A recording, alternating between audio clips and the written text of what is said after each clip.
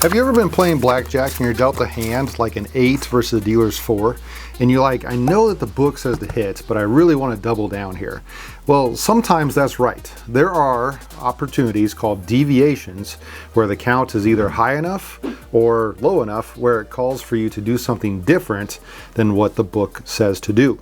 An 8 versus dealer's 4 is actually an expanded deviation. So if you clicked on this video, I'm assuming that you know something a little bit about deviations, that you know maybe the illustrious 18 or maybe my top 30 or the Fab 4 or something like that, which are some of the more common deviations.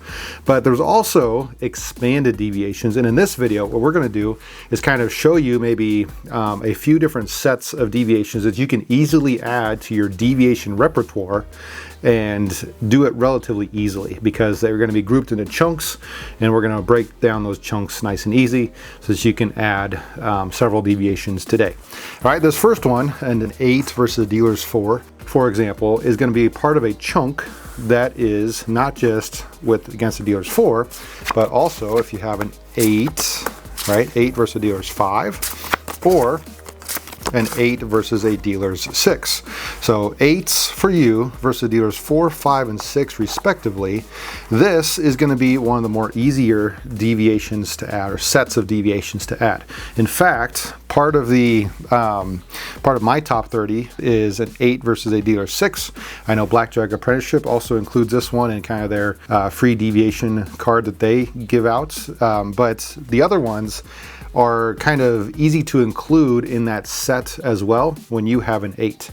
Because if you know anything about 8 versus dealer 6, this is going to deviate from, instead of just hitting, but to double down at a true count of +2 or higher. That +2 is what's called the index number.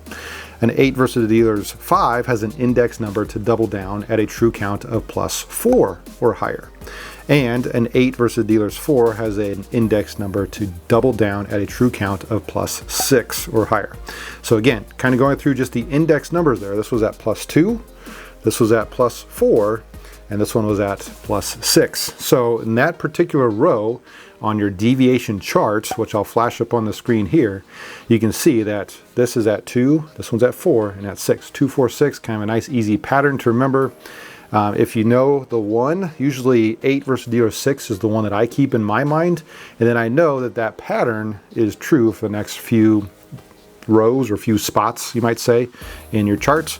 So I just have to remember the first one, 2, and I go up from there to 4, 6. All right, so hopefully that is a chunk of deviations that's helpful for you. And by the way, if you do find that these videos are helpful, please consider subscribing if you're getting any kind of value out of this, and also go down and hit the notification bell. That way you can be one of the first ones to see some of these new tips and tricks as my videos come out. I really appreciate that. Let's try another set of deviations that might be helpful. All right, this next set is going to be when you have a soft 20, and that's going to be ace 9, of course. All right, so this is kind of an easy one to add to your deviation repertoire because it's the same index numbers as when you split 10s, right? But it generates maybe a little bit less heat than splitting 10s. We'll talk about that in just a second. So first off though, normally basic strategy says to do what? Well, 20, ace 9, is a very good starting hand. It's one away from the highest total you can get, which is of course 21. And because of that, normally we are only going to stand on soft 20s. The index number has to be pretty high in order for us to risk the fact that we hopefully will get a 10 or an ace and either get 20 or 21, as well as the dealer having to pull maybe 10s and aces as well to hopefully bust their hands. Now, it's not guaranteed, but if the true count is high enough, then you are likely to either get an ace or a 10. And if you pull a 10, your hand now just stays at 20. It was at 20 because ace can be either worth 1 or 11. And if I pull a 10, now it can only be worth 1, otherwise you'd be over 21.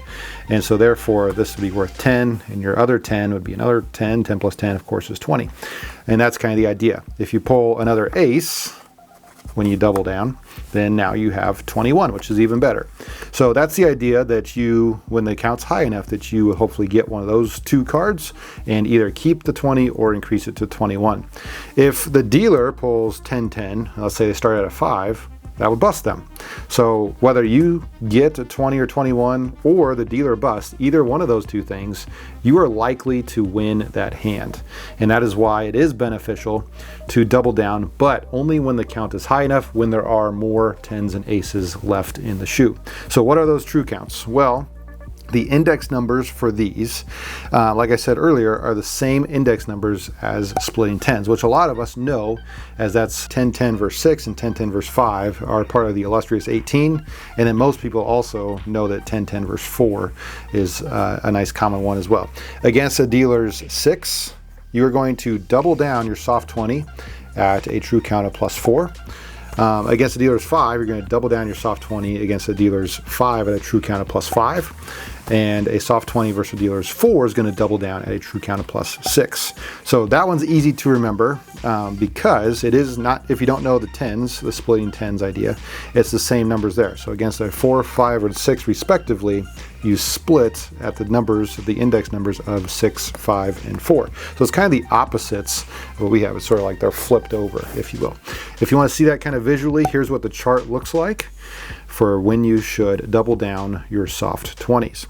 All right, let's try another set. All right, before we get to this last set of expanded deviations, I'm happy to announce that Casino Supply, a big supporter of this channel, recently got a new shipment in of some inventory after being kind of sold out for a while of their 6-deck discard trays.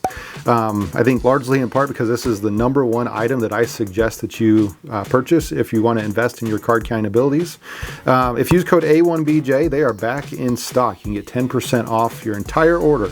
But one reason that I suggest getting a 6-deck discard tray is so that you can train your eye. I have several videos on my channel that show you that if you put cards or decks into a discard tray like this, you can decide how many decks are left and you can train your eye accordingly. And doing that true count conversion is what helps us come up with the index numbers to decide if we need to deviate or not, which is what the rest of this video is about. So I would highly encourage you to invest in a 6-deck discard tray, maybe even 6 decks of cards on their site as well. Also, if you do have a little extra that you want to spend and help support me and get 10% off using code A1BJ, maybe get a nice set of Monte Carlo chips. Those are my favorites as they're nice, really good quality. All right, let's talk about this last set now of deviations. And this is one of my favorites. And that is when you have either a soft 14 or soft 13 versus a dealer's 4. Okay, and the important part here is that it's against a dealer's 4. And what I like to do to remember this is the index number that you need is kind of what you're missing, right? If I can count to 4, 1, 2, 3, 4, I know which one I need. For example, ace 3 versus 4, I'm missing the 2. If I think ace is 1, 3 of course is 3, and then 4, I have 1, 3, 4, I'm missing the 2, and so this is going to deviate at a true count of +2 or higher. Likewise, ace 2 versus 4, this is missing the 3. I have 1, 2, don't have the 3, but I have the 4, and so because I'm missing the 3, I'm going to deviate by doubling down at a true count of +3 or higher. All right, so you kind of deviate at the true count of the card that you're missing. Now you have to be a little careful because this is a very similar hand to this. And this one, in ace 2 versus 3, this one unfortunately is not at a +4 or higher. And so the way that you can maybe think about this is the ones that work are when the dealer has a 4, which is a more likely bust card compared to a 3 or compared to a 2. All right, so each one of these is missing either a 1, 2, 3, or 4. And again, this is not going to be at a +4. This one's not going to be at a +4 that you need to do it at because those dealer's up cards are too low. They're not quite high enough to give you a good busting chance for the dealer. So because of that, it only works when the dealer has a 4. That's when you can use that missing card as that index number to help you out. All right, so I think today we added about 8 new deviations to your expanded deviation repertoire. Hopefully you guys found this video helpful. If you did, please leave a thumbs up for me. If you don't know what the Illustrious 18 is, you might want to check out this video. This is one of my very first videos that I did. And until next time, this is A1 Blackjack.